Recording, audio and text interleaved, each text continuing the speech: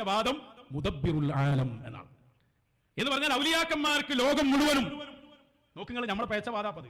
ഔലിയാക്കന്മാർക്ക് ആലം മുഴുവനും അധികാരമുണ്ട്, ആലം മുഴുവനും നിയന്ത്രണമുണ്ട് എന്ന വാദമാണ് നമുക്ക് എന്തുള്ളത്, തെറ്റായ ഒരു വാദമായിട്ടുള്ളത്.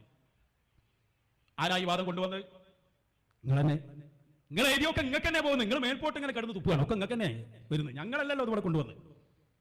മുദബ്ബിറുൽ ആലം വാദം മുദബ്ബിറുൽ ആലം എന്നാണ്. എന്ന് പറഞ്ഞാൽ ഔലിയാക്കന്മാർക്ക് ലോകം മുഴുവനും നോക്കുങ്ങൾ നമ്മളെ പേച്ചവാദാപ്പത്.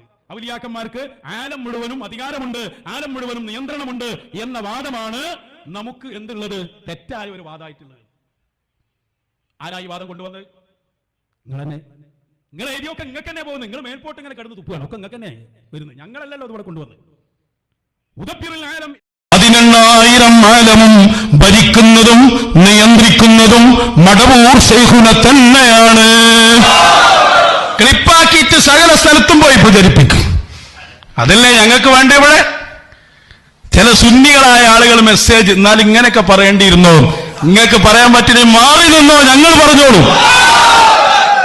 തദ്ബീർ, അല്ലാഹു അധികാരം നൽകി നിയന്ത്രിക്കുന്നവർ എന്ന് പറഞ്ഞാൽ അതൊരു ആലങ്കാരിക പ്രയോഗമല്ല, മജാസിയായ പ്രയോഗവും അല്ല.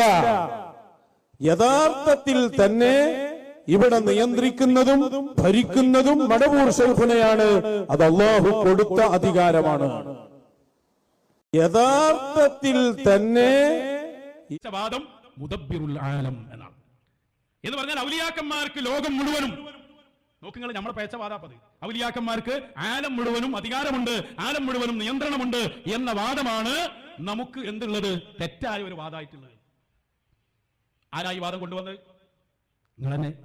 നിങ്ങൾ എഴുതിയൊക്കെ നിങ്ങൾക്ക് തന്നെ പോകുന്നത്. നിങ്ങൾ മേൽപോട്ട് ഇങ്ങനെ കിടന്ന് തുപ്പുകയാണ്. ഒക്കെ നിങ്ങൾക്ക് തന്നെ വരുന്നത്, ഞങ്ങളല്ലല്ലോ അതുകൂടെ കൊണ്ടുവന്നത്. മുദബ്ബിറുൽ ആലം